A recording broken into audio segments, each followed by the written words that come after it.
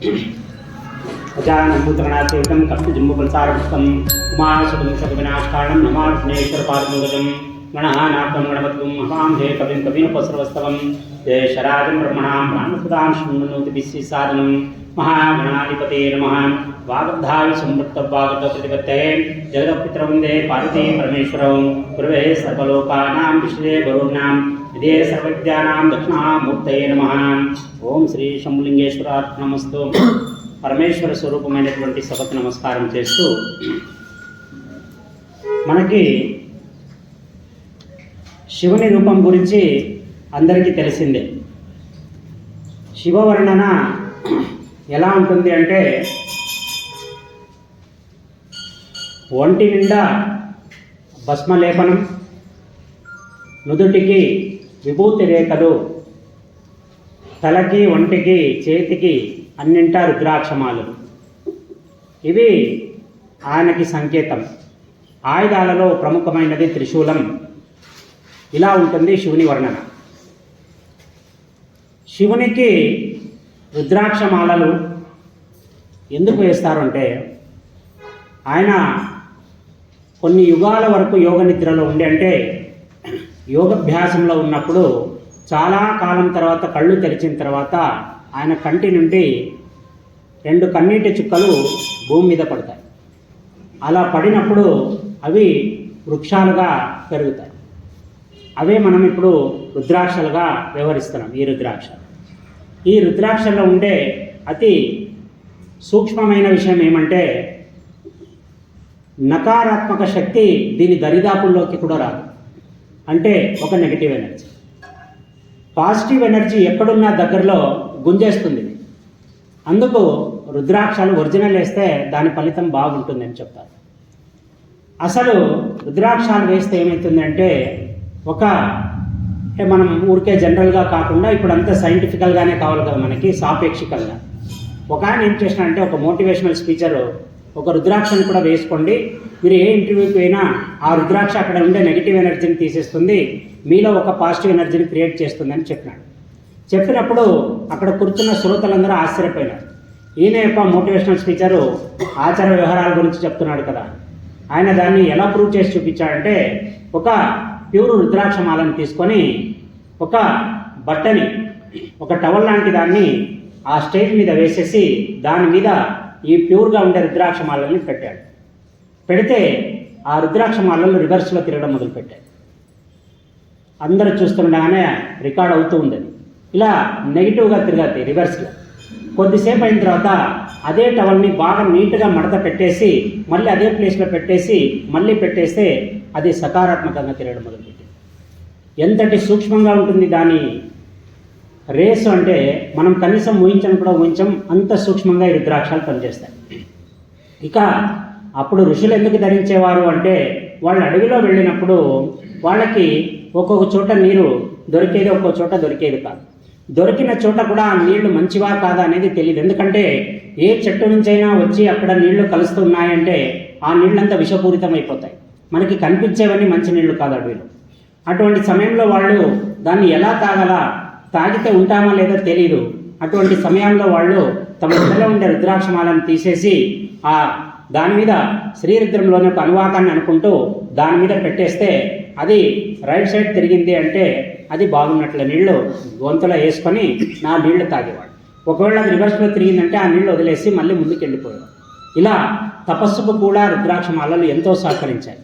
ఇటువంటి రుద్రాక్ష మెడలో ఉంటే భూత ప్రేత పిశాచ గణములు కనీసం తిరిగి కూడా చూడలేవు. ఇంకా భస్మం గురించి చెప్తా ఉంటే, భస్మాన్ని మనం దేనికి సూచనగా తీసుకుంటామంటే, అంతిమం, ద క్లైమాక్స్, ఇంకా దాని తర్వాత ఏముండదు. అటువంటి దానికి మనం సింబాలిక్గా తీసుకోవాలంటే బూడిదని తీసుకుంటాం. ఎందుకంటే ఒక వస్తువును మీరు బాగా కాల్చేసినారనుకోండి, అది చివరాకరణ బూడిద అయిపోతుంది. బూడిదని మీరు ఎన్నిసార్లైనా కాల్చండి, బూడిదగానే మిగిలిపోతుంది. అది దాని చివరి స్థాయి. అలాగే ఆధ్యాత్మిక పథంలో మనం అంచెలంచెలుగా ఒక్కొక్క అడుగు దేవుని వైపు వేస్తూ చివరాఖరికి పరమేశ్వరుని చేరడానికి గుర్తుగా ఆ పరమశివుడు ఈ చితాభస్మాన్ని పూసుకొని ఉంటాడు. ఇక చితాభస్మాన్ని ఎందుకు పూసుకొని ఉంటాడో, బూడిదలు చాలా ఉంటాయి కదా, కట్టె కాలిస్తే కూడా బూడిద వస్తుంది. మనిషి శరీరం కాల్చినా కూడా బూడిద వస్తుంది. అప్పుడు బూడిద ఏదైతేనేమని మనకి ఒక సందేహం రావచ్చు. బూడిదనే ఎందుకు పూసుకుంటాడు, శివభస్మ లేపనాన్ని ఎందుకు చేస్తాడు స్వామి అంటే, మరణం ఎప్పుడు నీ వెంటే ఉంది అని గుర్తు చేయడానికి, ఈ మరణం నిన్ను వెన్నంటే ఉంది, అది నిన్ను తాకే లోపల నువ్వు చేయాల్సిన మంచి కార్యాలను చేయని హెచ్చరించడానికి స్వామివారు మనకి ఆ శవభస్మ లేపనాన్ని చేసుకుంటారు. అది మరణానికి సంకేతం. రెండోది, శివుడు దాన్ని ఆభరణంగా, దాన్ని ఒక అలంకారంగా మలుచుకున్నందుకు మరణాన్ని జయించిన శివుడుగా వర్ణించడానికి కూడా ఆయన ఆ భస్మలేపనాన్ని చేసుకుంటాడు. ఇది రుద్రాక్షాలు, భస్మ. ఇక మనకి శూలం, త్రిశూలం ఉంటుంది. త్రిశూలంలో 3 శూలాలు ఉంటాయి. సంస్కృతంలో త్రి అంటే 3, శూలాలంటే పొడిచే సాధనాలు అని అర్థం. అటువంటి 3 ఒక దగ్గర ఉంటాయి కాబట్టి అది త్రిశూలమైంది. ఈ త్రిశూలాన్ని పట్టుకున్నప్పుడు మనకేం సూచిస్తుందంటే 3 కాలాలకు అధిపతిగా ఉన్నాడు శివుడు అని చెప్తుంది. ఒకటి భూత, భవిష్యత్, వర్తమాన కాలాలు. ఈ 3 అతని చేతుల్లోనే ఉన్నాయి. సృష్టి ప్రారంభానికి ముందు ఆయన ఉన్నాడు, సృష్టి నాశనం అయిన తర్వాత కూడా ఆయన ఉంటాడు. అలాగా 3 కాలాల్లోని ఏకైక దేవుడు పరమశివుడు అని చెప్పడానికి ఆ త్రిశూలాన్ని పట్టుకుంటాడు. ఇక ప్రతి జీవి రియాక్ట్ అయ్యేది 3 గుణాలకి అనుసరించి. వాళ్ళు సత్వ, రజ, తమో గుణాలు. సత్వగుణం అనేది చాలా స్వాభావికంగా ప్రశాంతంగా ఉండేదైతే, ఇలాగే రజోగుణం కొంచెం డామినేటింగ్గా ఉంటుంది, తమోగుణం చాలా దుర్మార్గంగా ఉంటుంది. ఇలాగా ఈ 3 గుణాల్ని కూడా అతీతంగా ఉండి ఆ 3 గుణాల్ని తన కంట్రోల్లో ఉంచుకున్నట్టుగా చెప్పడానికి సింబాలిక్గా ఈ 3 గుణాల్ని కలిపి ఒక పిడి కింద పట్టుకున్న పరమశివుడిని త్రిశూలం ఆయుధంగా చూపిస్తారు. శాస్త్రంలో ఏ ఒక్క చిన్న బొమ్మ గీసినా దానికి ఒక తార్కికమైన అర్థం. ఇక మనకి గొంతులో ఎందుకు పాము వేసుకుంటాడు? శాస్త్ర ప్రకారం పాము మరణానికి సంకేతం.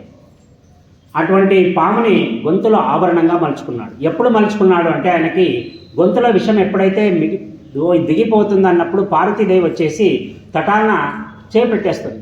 అదే ఆమె ఎంతసేపు పట్టుకొని ఉండాలా, దాన్ని కంట్రోల్ చేయడానికి వాసుకి అయిన సర్పాన్ని తీసి ఆయన గొంతులోకి చుట్టేస్తున్నాడు.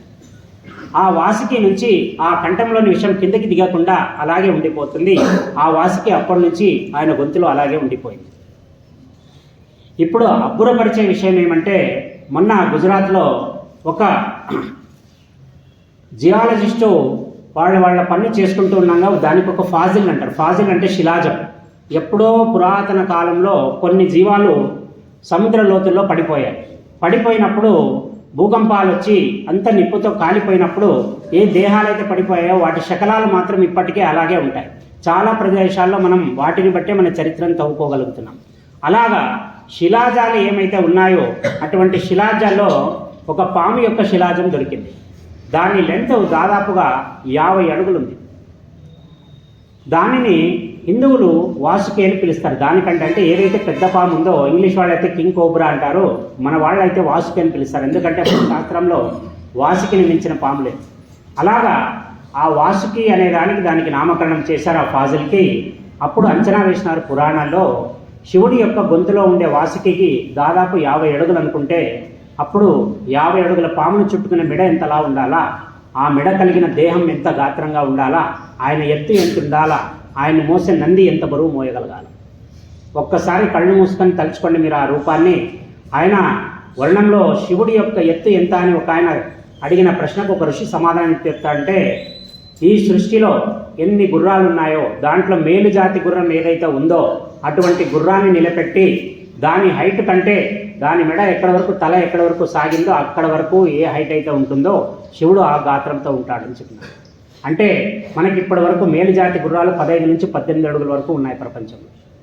18 అడుగుల ఎత్తు అతని దానిపైన, దాని మెడ ఎక్కడి వరకు సాగుతుందంటే ఒక 5 అడుగుల ఎత్తు వరకు దాని మెడ 4.5 అడుగుల వరకు ఉంటుంది. అంతటి ఎత్తు కలిగిన శివుడు ఆ గాత్రంతో ఉంటాడు. ఆయన వేసుకునే వాసికి ఏ గాత్రం ఉంటుంది, ఆయన మనిషి ఏ రకంగా ఉంటాడు అనేది మనం ఊహకి అందనిదంటుంది. ఇలాగా శివుని యొక్క రూపాన్ని, వర్ణాన్ని, ఆయనని ఇప్పుడు ఆయన గుణగణాలు తీసుకున్నాము. ఆయన రూపం ఎలా ఉంటుందనేది ఒక ఉదాహరణగా, ఒకసారి గణపతికి విచిత్రమైన కోరిక కలుగుతుంది.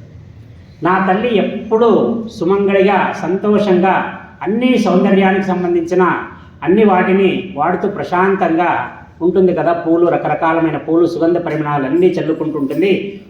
మా నాన్న ఎందుకు ఇలా ఉంటాడు, శివభస్మనం లేపం చేసుకొని రుద్రాక్షాలు వేసి తైల సంస్కారం లేని తలను విడుచుకొని జడలు కట్టిన ఈ జడలతో పోతే ఏ తల్లి మాత్రం ప్రేమతో చూస్తుంది, ఒకసారి తండ్రికి నేనైనా చెప్తానని చెప్పేసి ఆ గణేశుడు వెళ్ళి ఆ శివుడు తపస్సులో కూర్చున్నప్పుడు మెల్లిగా పోయి నాన్న నాన్న అని పిలుస్తాడు. ఆయన అంటాడు, ఏం నాయన, ఏం కావాలా, నాదొక చిన్న కోరిక తీరుస్తావా అంటాడు. ఖచ్చితంగా చెప్పు అంటాడు.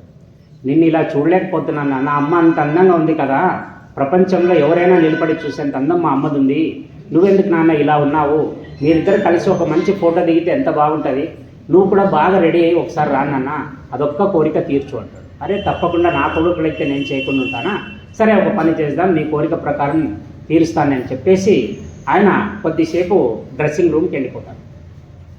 అంతా రెడీ అయ్యి బయటకు వస్తాడు. ఒక్కసారి ఆయన బయటకు వచ్చిన తర్వాత మొత్తం దేవగణాలు ఏమైతే ఉన్నాయో అన్నీ స్థానమై నిలబడిపోతాయి ఆయన రూపాన్ని చూసి. ఈ విశ్వంలో ముగ్ధ మనోహర అంటే రూపంలో మనోహర రూపాన్ని తీసుకుంటే మొట్టమొదటి రూపం పరమశివుడిదే ఉంటుంది. ఒక్కసారి దేవతలు స్థానములైపోయి వాళ్ళు చేయాల్సిన పనులు వాళ్ళు వదిలేస్తారు, ఫంక్ అయిపోతారు. ఎవరు ఈయనెవరు ఈయనెవరు ఈయనెవరు, ఎందుకంటే ఆయనకు కావాల్సిన వేవి ఆయన దగ్గర లేదు. ఇప్పుడు పావు లేదు గొంతులో, రుద్రాక్షమాల లేదు, శివభస్మలేపనం లేదు, ఏమీ లేదు. జుట్టుకి బాగా నూనె పోసి నీట్గా దూకొని వచ్చేసే లోపల అందరూ ఫంక్ అయిపోతారు. ఆయన అలా చూస్తానే గణపతి వచ్చి కాళ్ళకి దప్పున పడిపోతాడు. పడిపోయిన తర్వాత లేనాయన అంటాడు. లేను నాన్న, నేను లేను అంటాడు. ఎందుకు, నువ్వేమనుకోవద్దు నాన్న, నువ్వు ఇంతకుముందు ఎలా ఉన్నావో అలాగే అయిపోవు. అదేంటి విచిత్రమురా, ఇద్దరిని కలిపి నువ్వు చూడాలనుకున్నావు కదా, నేను అదే పార్వతి దగ్గరికే వెళుతున్నాను, నువ్వే రెడీ కమ్మన్నావు, నేను రెడీ అయితే ఇప్పుడు వద్దని చెప్తున్నావు కదా. అప్పుడు గణపతి అతని ముఖంని కూడా చూడకుండా ఒక మాట చెప్తాడు.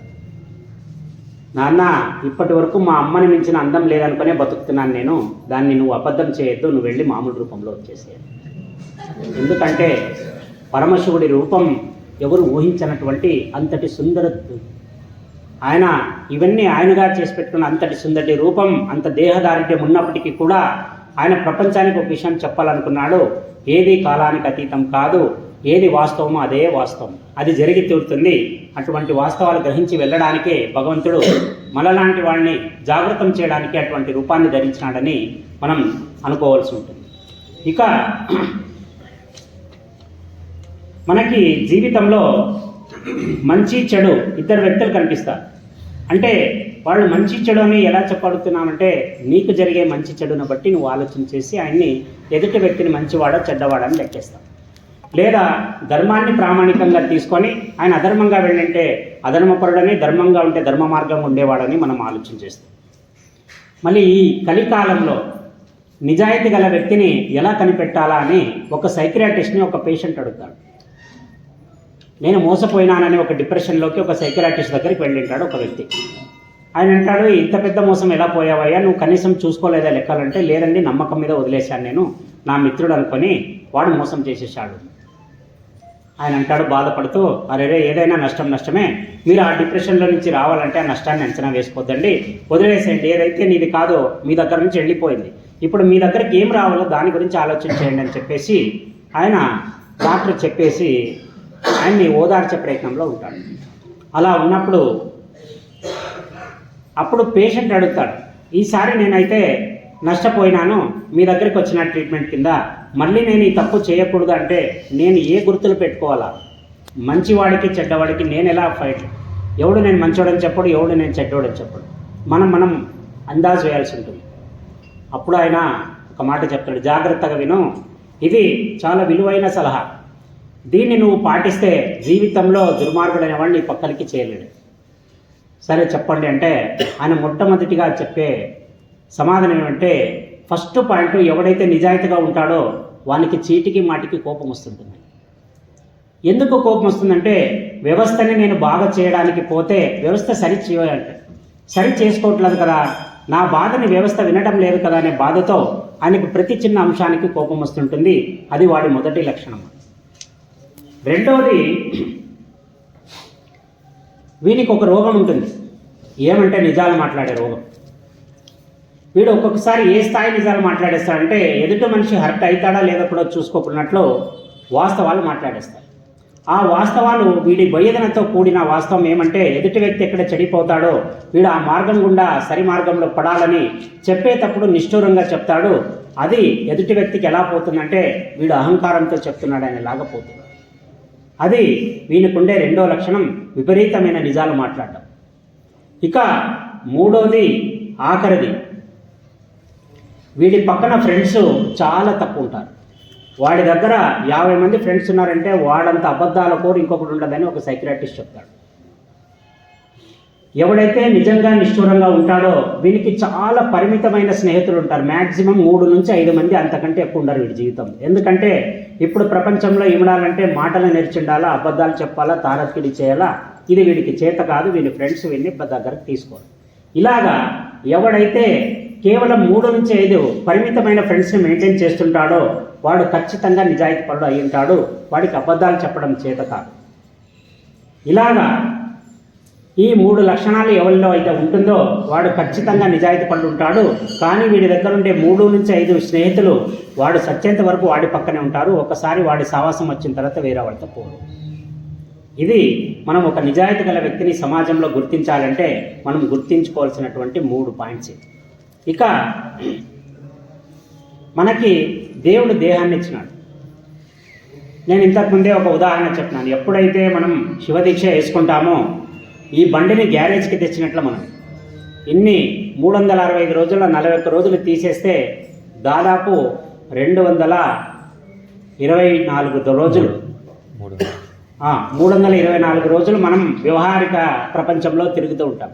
ఒక పద్ధతి అనేది ఏముండదు. ఎప్పుడు ఏం తింటామో, ఎక్కడికి పోతామో, పద్ధతి ప్రకారం ఉంటామో లేదో, దేవుణ్ణి నమస్కారం చేస్తామో లేదో, ఇది జరుగుతూ ఉంటుంది. మరి ఈ బండిలో ఇంజిన్ ఆయిల్ చేయాలా, దీన్ని కండిషన్లో పెట్టాలా, గేర్ వీల్ ఇంకా ఏమేమి ఉన్నాయి అన్ని అలైన్మెంట్స్ కరెక్ట్ చేసుకోవాలంటే ఈ 41 రోజులు మనం ఈ బండిని గ్యారేజ్కి తెచ్చిడిస్తాం. ఇప్పుడు ఈ శివదీక్ష అనేది మనకి ఒక గ్యారేజ్ ఉన్నట్లు ఇప్పుడు దీన్ని సర్వీసింగ్ చేస్తే నీవు బుద్ధిలోను, మనస్సులోను, దేహంలోనూ ఈ 3 పర్ఫెక్ట్గా ఉంటాయి. ఇది ఉంటే నీ జీవితంలో అన్ని ఖచ్చితంగా మంచి నిర్ణయాలే తీసుకుంటావు. మంచి నిర్ణయాలు ఒక మంచి జీవితాన్ని ఇస్తుంది అనే దాంట్లో ఎటువంటి అనుమానం లేదు. మరి ఈ గ్యారేజ్కి వచ్చినప్పుడు కూడా మనం సరిగా సర్వీసింగ్ చేయించుకోలేదనుకోండి, ఇక గ్యారేజ్కి వచ్చి కూడా వేస్ట్ అయింది. ఇది ఇందులో ఈ దేహం అనే ఒక కంటైనర్ అనుకోండి, ఒక 10 రూపీస్ బాటిల్, వాటర్ బాటిల్ అనుకోండి, పెట్ బాటిల్ ఇంత వస్తుంది. 10 రూపాయల బాటిల్లో నీళ్లు ఉంటాయి. బాటిల్ అదే ఉంటుంది, నీళ్ళని పక్కకి వేసేస్తాం, దానిలో పాలు నింపుతాం, అంతే. ఇప్పుడు దాని ఖరీదు ఫస్ట్ 10 రూపాయలు ఉండే బాటిల్ ఈ పాలు వచ్చే లోపల దాదాపు 20 రూపాయలుగా మారుతుంది. ఇప్పుడు ఆ పాలు ఉండే బాటిల్ని పాలు తీసేసి దాంట్లోకి పెట్రోల్ పోసినామనుకోండి, ఇంకా దాని రేటు పెరుగుతుంది. ఇప్పుడు పెట్రోల్ని తీసేసి పాదరసాన్ని పెట్టామనుకోండి, మెర్కురీ, పాదరసం రేటు కూడా చాలా ఎక్కువ. పాదరసం రేటు ఇంకా ఎక్కువ. అప్పుడు మళ్ళీ ఆ బాటిల్ రేటు పెరిగిపోయింది. ఇక అందులోకి బంగారాన్ని ద్రవ రూపంలో మార్చి బంగారాన్ని నింపినామనుకో, ఆ బాటిల్ లెక్క మనం చేయలేం. ఇక్కడ కంటైనర్ అనేది మారదు. కంటైనర్ అదే ఉంది, దాని లోపల ఉన్న కంటెంట్ మారిపోతాం. ఈ కంటెంట్ అనేది నీ బుద్ధి. నీ బుద్ధి ఏ స్థాయిలో ఉంటుందో ఆ స్థాయి వ్యక్తులతోనే నీ పరిచయం జరుగుతుంది. ఆ స్థాయి వ్యక్తులతోనే నీ అభివ్యక్తీకరణ ఉంటుంది. అంటే ఎక్స్చేంజ్ ఆఫ్ ఐడియాస్ ఉంటుంది. నువ్వు ఒక గొప్పవాడి సాహసం చేసినావనుకో, వాడిలో ఒక గుణం నీలో వచ్చిందనుకో, నువ్వు ఖచ్చితంగా గొప్పవాడవుతావు. ఇక్కడ మనం చేసే సహవాసం మన జీవితాన్ని నిర్ణయం చేస్తుంది. ఈ సహవాసం అనేది చాలా గొప్పగా ఉండాలా, గొప్ప వారితో ఉండాలా. వాళ్ళ దగ్గర నుంచి 4 విషయాలు మనం నేర్చుకునే వాళ్ళ దగ్గర మనం సహవాసం చేయాలి. కానీ ఆల్రెడీ మనకంటే కింద ఉండేవాడు ఉన్నాడు అనుకోండి, వాడు 2 రకాలుగా చెడుపుతాడు. నువ్వు చేసే ప్రతిదాన్ని అబ్బా నువ్వు ఇంత బాగా చేస్తావా అనే లోపల నీలో అహం ప్రారంభమవుతుంది, ఒకటి. రెండోది, నువ్వు వాడిని చూస్తూ నేనెందుకు అలా చేయకూడదని వాడిలాగా మారిపోతావు. 2 రకాలుగా నిన్ను నాశనం చేస్తున్నాడు వాడు నీ పక్కనే ఉంది. ఇప్పుడు నువ్వు చేయాల్సిందంతా ఒక మంచివాడి పక్కన నిలబడాలా, ఒక చెడ్డవాడి పక్కన నిలబడాలా అనేది నువ్వు నీ సంస్కార బలం చేత తెలుసుకోవాలి. అందుకే కంటైనర్ని చూడొద్దు, కంటెంట్ని చూడు. ఈ కంటెంట్ నీ మంచి వాళ్ళ సహవాసంతోనే పెరుగుతుంది, లేకపోతే ఎప్పటికీ పెరగదు. ఇంకా మనకి కాకి గురించి చాలా తక్కువ మందికి తెలిసిన విషయం ఏమంటే కాకికి 2 కళ్ళు ఉంటాయి, కానీ అది చూసేది ఒక కంటితోనే చూస్తుంది. 2 కళ్ళు ఉండి ఒక కంటితో ఎందుకు చూస్తుంది అంటే, ఒక కన్ను పని చేయదా అంటే పని చేస్తుంది, కానీ దానికి చూసే యోగం ఉండదు దానికి. ఎందుకంటే రామాయణ కాలంలో దీనికి ఒక కథ అన్వయిస్తుంది. ఇంద్రుడి యొక్క కుమారుడు జయంతుడు ఒకసారి సీతాదేవి అరణ్యవాసంలో ఉన్నప్పుడు కాకి రూపంలో తిరుగుతూ వచ్చి సీతాదేవి యొక్క కాళ్ళతో గీకేసి వెళ్ళిపోతాడు. ఆ హఠాత్ పరిణామానికి సీత బిగ్గరగా అరుస్తుంది. సీతాదేవి అక్కడ రాముడు పరిగెత్తుకుంటూ వస్తాడు. చూస్తే కాలికి గాయమే రక్తం ధారగా కారుతుంటుంది. రాముడు ఇమ్మీడియట్గా అక్కడ ఉండే కొన్ని పసర్లు తీసుకొని ఆమె గాయాన్ని కంటించి ఒక బాణాన్ని ఎక్కుపెట్టి కాకి కొడతాడు. ఆ రామబాణానికి తిరుగులేదని మనకు శాస్త్రంలో ఉంది. అది ఒక్కసారి ఛేదన అయిన తర్వాతే కిందికి రావాలి తిరిగి, లేదంటే లేదు. ఆయన బాణాన్ని కాకి వదిలేస్తే ఆ కాకి పరిగెత్తుకుంటూ పోయి చివరాఖరికి ఎక్కడికి అది బాణం వదలట్లేదనే భయంతో చక్కగా ఇంద్రుడి దగ్గరికి వెళ్ళిపోతాడు. నాన్న నువ్వే కాపాడు. ఏమైంది? లేదు, బాణం నన్ను చంపడానికి వస్తా ఉంది. ఏం చేసినావు అంటే, ఇట్లా సీతని నేను నా కాళ్ళ గోళ్లతో గీకొచ్చాను. అప్పుడు ఇంద్రుడు ఎంత మూర్ఖ పని చేసినవరా ఉండు అని చెప్పేసి అప్పుడు శరణాగతిని మించిన ప్రాయశ్చిత్తం లేదు. ఇంద్రుడు మోకాళ్ళతో కూర్చొని రామబాణానికి నమస్కారం చేయడం మొదలుపెట్టాడు. స్వామి వదిలే, వాడు తెలియక చేసిన తప్పుకి ఇద్దరు శరణు కోరుతున్నామని కొడుకుని కూడా మోకాళ్ళతో కూర్చోబెట్టి శరణు పెడతాడు. అప్పుడు రాముడు వస్తాడు. వరేరే, నువ్వు తెలుసో తెలియక తప్పు చేసేసినావు, నేను నా బాణాన్ని వదిలేశాను. ఈ బాణం వదిలిన తర్వాత దీనికి ఒక గుణం ఉంది, ఇది వాపసు రాకూడదు, వస్తే నా వంశం యొక్క పేరు వెళ్ళిపోతుంది. ఇప్పుడు నా వంశం పేరు నిలబడాలంటే ఈ బాణానికి ఒక బలి జరగాలంటే అప్పుడు ప్రాణం పోవాలి. ప్రాణం పోతే ఇక్కడ ఇంద్రుడి యొక్క అభ్యర్థన వేస్ట్ అయిపోతుంది. మోకాళ్ళతో కూర్చొని శరణు వేడిన వాడిని చంపకూడదని శాస్త్ర ప్రమాణం. ఇటువంటి పరిస్థితిలో మనకి దేహంలో అతి ముఖ్యమైన భాగం అనేటువంటి కళ్ళు, మనకి నయనం ప్రధానం, ఇవి చాలా ముఖ్యమైన భాగాలు. అందుకు అప్పుడు చెప్తాడు, ఈ బాణం తిరిగి వెళ్ళడానికి లేదు కాబట్టి ఈ 2 కళ్ళలో ఒక కళ్ళని తీసుకొని దాన్ని ప్రాణంగా తలుచుకొని ఆ బాణం వెళ్ళిపోతుంది. అలా అయితే నేను ఉపసంహరణ అయిపోతుంది. అప్పుడు ఇంద్రుడు ఒప్పుకుంటాడు, ఒక కన్ను తీసేసేయండి పర్వాలేదు, కానీ వాడు మనిషి అయితే బతికుంటాడు కదా అని. అప్పటి నుంచి ఆ కాకులకు ఒక కన్ను పనిచేస్తుంది, ఒక కన్ను పనిచేయదు. చూడడానికి 2 కళ్ళు కనిపిస్తాయి. ఈ విషయాన్ని మనం పురాణాల్లో చెప్తే అందరూ ఇది కాకమ్మ కథ అంటారు. దీన్ని రీసెంట్గా ఒక రీసెర్చ్ చేసినారు. ఎవరు చేసినారంటే ఆక్స్ఫర్డ్ యూనివర్సిటీలో ఒక జియాలజిస్టు దీని మీద ప్రత్యేకంగా ఒక సైంటిఫిక్ రీసెర్చ్ చేసి ఆయన కనిపెట్టిన విషయం ఏమంటే, ఇది సైమల్టేనియస్గా 2 కళ్ళతో ఒకసారి చూడలేదు. 2 కళ్ళు పనిచేస్తున్నాయి, కానీ ఒకవేళ ఇది చూసిందనుకో ఇది పనిచేయదు, ఇది చూసిందనుకో ఇది పనిచేయదు. అలాగా దీనికి 2 కళ్ళు ఉన్నా కూడా ఇది చూడగలిగేది ఒకే దగ్గర అని దీన్ని సాపేక్షంగా నిరూపణ చేసి చూపించారు. దీని నుంచి తెలిసే నిజమేమంటే, రామాయణ మహాభారతాల్లో ఉండేది పుక్కిట పురాణాలు కాదు, శాస్త్ర సమ్మతాలు అని ఇక్కడ మనకి ఈ ఉదాహరణ చెప్తుంది. ఒక దగ్గర జపాన్లో జరిగిన ఒక ఇన్సిడెంట్.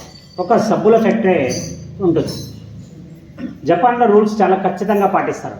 ఒక పోలీసు చూసినా చూడకపోయినా, ఒక ట్రాఫిక్ సిగ్నల్, ఒక కెమెరా ఉన్నా లేకపోయినా అక్కడ చాలా సెల్ఫ్ డిసిప్లిన్డ్ పీపుల్ ఉంటారు. ప్రతి చిన్న విషయానికి వాళ్ళు థ్యాంక్స్ చెప్తారు. అక్కడ వాళ్ళ సంస్కారం. జపాన్లో ఒకసారి ఏమవుతుందంటే, ఒక సబ్బుల తయారీ ఫ్యాక్టరీలో సబ్బులు అన్నీ ప్యాకేజ్ అయిపోతాయి, డెలివరీ అయిపోతాయి, డిస్పాచ్ అయిపోతాయి. ఏ కౌంటర్కి ఆ కౌంటర్కి సబ్బులు వెళ్ళిపోతాయి. ఒక షాపింగ్ మాల్కి వెళ్ళిన ఒక లాట్లో ఖాళీ సబ్బు డబ్బాలు ఒక 2 ఉంటాయి. అవి మామూలు నిండిన సబ్బులు దాంట్లో పాటు వెళ్ళిపోతాయి. ప్యాకేజ్ చేసేస్తారు. ఒక కస్టమరు దాదాపుగా ఒక 6 సబ్బులు తీసుకొని ఆయన పోతాడు ఇంటికి. పోయిన తర్వాత చూస్తే ఆ 2 డబ్బాలు సీల్డ్ ఉంటాయి, కానీ ఖాళీ ఉంటాయి. అప్పుడు ఆయన ఏం చేస్తాడంటే, rule is rule for all. అక్కడ జపాన్లో చక్కగా తీసుకొని వచ్చి ఒక కంప్లైంట్ రైజ్ చేస్తాడు చక్కగా కంపెనీ మీద. కౌంటర్ వాడికి తెలియదు, ఎందుకంటే కౌంటర్ వాడు పేర్చినాడు, కౌంటర్లో నుంచి నేను తీసేసుకున్నాను, అది నా ఇష్టానుసారం నా అభిష్టం మేరకే నేను తీసుకొని నా బ్యాగ్లో వేసుకున్నాను నా కార్ట్లోకి. ఇది కంపెనీ వాడు ఇలా మోసం చేస్తున్నాడు, ఖాళీ సబ్బు డబ్బాలు పెట్టి జనాల్ని మోసం చేస్తున్నాడు, దీని గురించి యాక్షన్ తీసుకోండి అని అక్కడ ఒక కోర్టుకి పిటిషన్ ఫైల్ చేస్తాడు. అక్కడ దాని హియరింగ్ చాలా సీరియస్గా తీసుకుంటుంది కంపెనీ, ఎందుకంటే ఒక కంపెనీ అంటే ఒక పెద్ద వ్యవస్థ, దీంట్లో ఇట్లాంటివి ఇంతకుముందు ఎన్ని పోయినాయో, ముందు రాబోయే కాలంలో ఇంకెన్ని పోతాయో తెలియదు. దీని మీద ఒక స్ట్రిక్ట్ యాక్షన్ తీసుకోవాలని కోర్టు ఏం చేస్తుందంటే ఆయనకి దాదాపుగా 10 లక్షల భరణం ఇవ్వాలని అక్కడ కంపెనీ వాళ్ళని సూచిస్తుంది. కంపెనీ వాడు చేసేది ఏం లేక కోర్టులో పోయే డబ్బుని జమ చేస్తే ఆ డబ్బుని తీసుకొని ఎవరైతే బాధితులు ఉంటారో వాళ్ళకి ఇచ్చేస్తుంది అక్కడి కోర్టు. ఈ విషయం జరిగిన తర్వాత భారతదేశంలో ఈ ఇష్యూ మీద ఒక టాపిక్ జరుగుతుంది. ఇక్కడ ఒక సబ్బుల కంపెనీ ఉంటుంది. ఆ సబ్బుల కంపెనీకి మామూలుగా వాళ్ళ సీనియర్స్ ఏం చేస్తారో వీళ్ళకి తెలుస్తుండదు. ఒరే బాగా జాగ్రత్తగా చూసుకుంటారా, ఖాళీ డబ్బాలు పెడితే ఆస్తులు అమ్ముకోవాల్సి వస్తుంది, మనం చూసి చేసుకోవాలి వ్యాపారం. ఒక సెక్షన్ని మనం జపాన్ వాడు ఆ కంపెనీ వాడు ఏం చేస్తారంటే ఇట్లాంటి నష్టాలు మళ్ళీ జరగకుండా వాడు ఒక పెద్ద ఇంజనీరింగ్ విభాగాన్ని, రీసెర్చ్ అండ్ డెవలప్మెంట్ వింగ్ని పిలిపించి ఒక పెద్ద మిషన్ని తయారు చేసి దాదాపు 1.5 కోటి ఖర్చు పెట్టి అందులో నుంచి ప్రతి డెలివరీ అయ్యే ప్రతి సోప్ ఆ మిషన్లో నుంచి బయటికి పాస్ అయ్యేలాగా చూసుకుంటారు. అది ఖాళీ సబ్బు పెట్టేది ఉంటే బిన్లోకి వేసుకుంటుంది, ఫుల్ ఉంటే ముందుకు దొక్కుతుంది. అటువంటి ఒక మిషన్ని దాదాపు 8 నెలల కష్టమైన తర్వాత 1.5 కోటి ఖర్చుతో అటువంటి మిషన్లు చాలా తయారు చేస్తాడు. ఎక్కడెక్కడ డెలివరీ యూనిట్లు ఉంటాయో అక్కడక్కడ ఒక మిషన్ని పెట్టుకుంటూ పోతారు. ఈ విషయం భారతదేశంలో ఒక సబ్బుల వ్యాపారికి తెలుస్తుంది. అప్పుడు ఆయన అంటాడు, ఒరే నాయన జాగ్రత్తగా చేసుకుంటారా, మనకు అంత ఇన్వెస్ట్మెంట్ పెట్టి మిషన్లు కొనే శక్తి లేదు, మళ్ళీ కొనాలంటే అదే జపాన్ వంతా అదే మిషన్ కొనాలా, 1.5 కోటి పెడితే మాకేం మిగులుతుంది, పనిచేసే వాళ్ళని జాగ్రత్తగా చెప్తాడు, బాగా చూసి చేయండి రా, ఎవడు కేసు అయిపోకున్నట్లా. ఇప్పుడు ఆల్రెడీ కేసు అయిపోయింది కాబట్టి ప్రతి వాడు సబ్బు ఖాళీ దొరికిందంటే కేసు వేయాలనే చూస్తాడు వాడు, జాగ్రత్తగా చేసుకోండి పని. అప్పుడు బయట ఇంటర్వ్యూ కోసం ఒక 3 పిల్లలు వచ్చింటారు. వాళ్ళని ఈ ఇన్స్ట్రక్షన్స్ అంతా కంపెనీ వాళ్ళకి ఇచ్చి లోపల ఇంటర్వ్యూకి పిలుస్తారు. ఈ ఇన్స్ట్రక్షన్స్ చెప్పేది అందులో ఒక యువకుడు బాగా జాగ్రత్తగా వింటాడు. వచ్చిన తర్వాత లోపల ఒక్కొక్కరిని ఇంటర్వ్యూ పిలుస్తారు. మొదటి 2 అయిపోతారు, 3గా ఈ యువకుడు వచ్చి లోపల కూర్చుంటాడు. ఇంటర్వ్యూలో కూర్చున్న తర్వాత ఆ యజమాని అడుగుతాడు, నీలాంటి వాళ్ళు పట్టభద్రులు చాలామంది బజార్లో ఉన్నారు, నేను నిన్ను పనికి తీసుకోవాలంటే నీలో ఉండే స్పెషాలిటీ ఏమి ఒక ముక్కలో చెప్పేసాయి. ఆయన అంటాడు, అయ్యా మీరు ఒక ఇన్స్ట్రక్షన్ ఇచ్చినారు నన్ను, ఇప్పుడు ఖాళీ సబ్బు డబ్బాలు జాగ్రత్తగా సార్ట్అవుట్ చేయండి అని, నేను ఆ పనిని సమర్థవంతంగా చేస్తాను. ఎలా చేస్తావు? మిషన్ అయితే నేను నీకు ఇప్పిను, అవసరం లేదు. మళ్ళీ ఎంత ఖర్చుతో చేస్తావు? దాని ఇంజనీరింగ్ నాకు తెలుసు, నేను చేస్తాను. ఎలా చేస్తావు నువ్వు? నాకు కేవలం 15,000 రూపాయలు ఇవ్వండి, నేను ఆ మిషన్ తయారు చేస్తాను. ఆశ్చర్యం అయిపోయి, వాడు 1.5 కోటి పెట్టి పిచ్చోళ్ళక వాడు చేస్తే వీడేమరా మరి 15,000 30,000. సరే నేను ఇమ్మీడియట్గా ఇచ్చేస్తాను, నాకు యాక్షన్ ప్లాన్ చెప్పండి. ఆయన అంటాడు, సార్ మీకు తెలివైన వాడు కావాలా మీ సంస్థకి అంటే ఖచ్చితంగా తెలివైన వాడే కావాలా. ఇప్పుడు నేను ఒక సలహా చెప్తాను, మీరు దీన్ని జాగ్రత్తగా వినండి. ఎక్కడైతే మనకి యూనిట్ డెలివరీ అవుతుందో, ఎక్కడైతే ఖాళీ సబ్బు పెట్టెలు బయటకు వస్తాయో ఆ యూనిట్లు ఎన్ని ఉన్నాయంటే మన సంస్థకు ఉండేదే ఒకటేనాయన, ముందు పెరిగితే చూద్దాము. సరే ఒక పని చేద్దాము, నేను 2 పెడెస్ట్రల్ ఫ్యాన్స్ తెస్తాను కంపెనీకి, మంచి కంపెనీకి తెచ్చి దాన్ని 4వ నంబర్కి పెట్టేసి అవి ఎక్కడైతే వస్తాయో అక్కడ పెట్టేస్తారు. 2 ఫ్యాన్లు ఒకసారి ఖాళీ దుబ్బున అవే ఎగిరిపోతాయి. ఇది ప్రపంచ స్థాయి జ్ఞానానికి భారతదేశ జ్ఞానానికి ఉండే ఒక మచ్చుతనక. ఒక సమస్యని చాలా కాంప్లికేటెడ్గా అవతల వాళ్ళు తీసుకుంటే మన ఇండియన్స్కి ఉండే జీన్స్ స్పెషాలిటీ ఏమంటే వీళ్ళు ఎంత క్లిష్టకరమైన పరిస్థితుల్లో అయినా ఒక మార్గాన్ని వెతికే దాంట్లో ముందుంటారని చెప్పడానికి ఈ ఉదాహరణ చెప్తారు.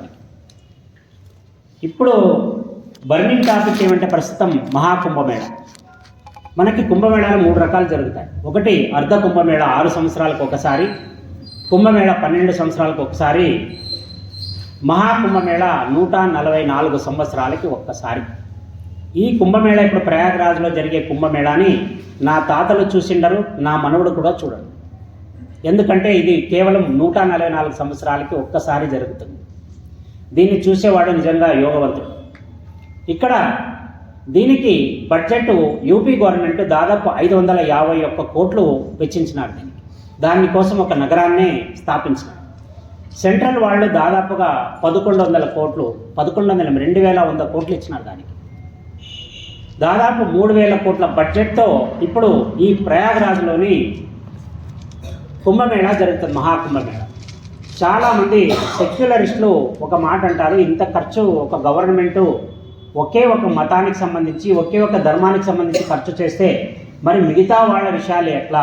ట్యాక్స్ కట్టేటప్పుడు అన్ని కులాల వాళ్ళు, అన్ని ధర్మాల వాళ్ళు, అన్ని మతాల వాళ్ళు కడతారు కదా, దీన్ని వృధా చేసినట్టే కదా అనేది మన సోకాల్డ్ సెక్యులరిస్టుల వాదన. దీనికి గవర్నమెంట్ ఎంత చక్కటి జవాబు ఇచ్చిందంటే, వీళ్ళు దాదాపుగా ఇద్దరు సెంట్రల్ అండ్ స్టేట్ కలిసి 2,700 కోట్లు సుమారుగా ఖర్చు చేసినారు. దానికి వీళ్ళ రిటర్న్స్ డైరెక్ట్గా గవర్నమెంట్కి రెవెన్యూ కింద మారేది దాదాపుగా ఒక 50,000 కోట్ల వరకు వస్తుంది. 6,500 రాసుకున్నందుకు పర్సెంటేజ్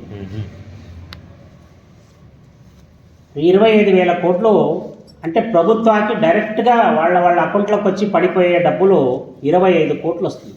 25,000 కోట్లు. వీళ్ళు చేసిండేది దాదాపు 2,700 కోట్లు. 25,000 crores డైరెక్ట్ అకౌంట్కి ఎటువంటి డీవియేషన్ లేకుండా డైరెక్ట్గా గవర్నమెంట్లోకి పడిపోయే డబ్బులు.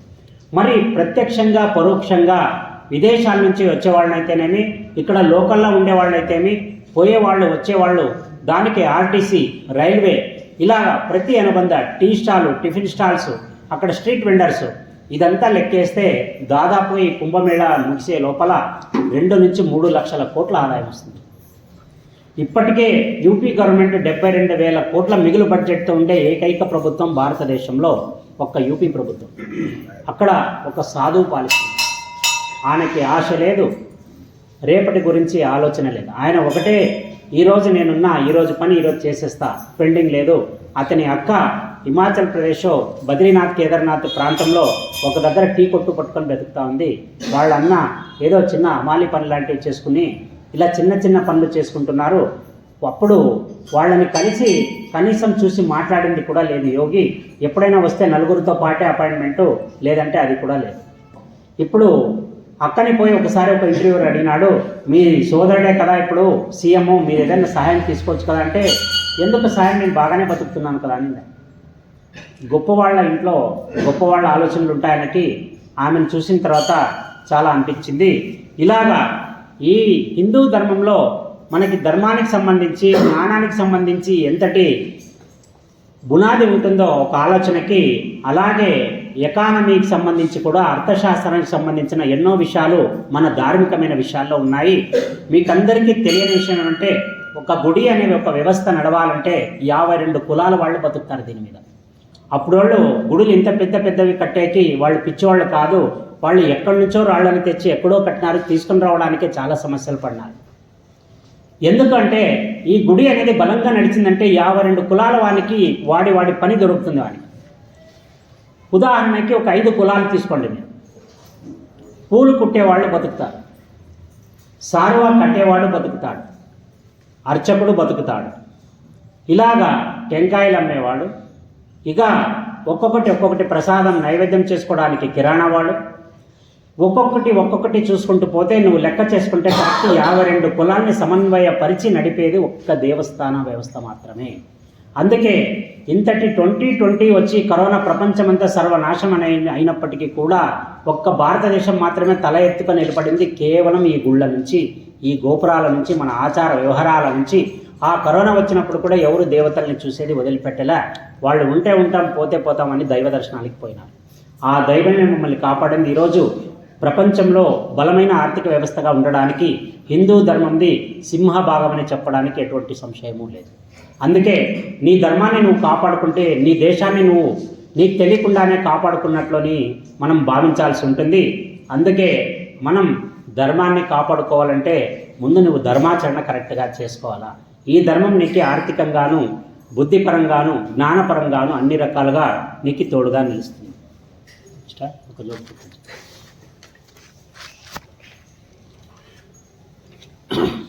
ఒక జోక్ చెప్పి ముగిద్దాం పాపం, ఎందుకంటే నిన్నటి నుంచి ఎమోషన్ ఎక్కువైపోయింది మనిషికి.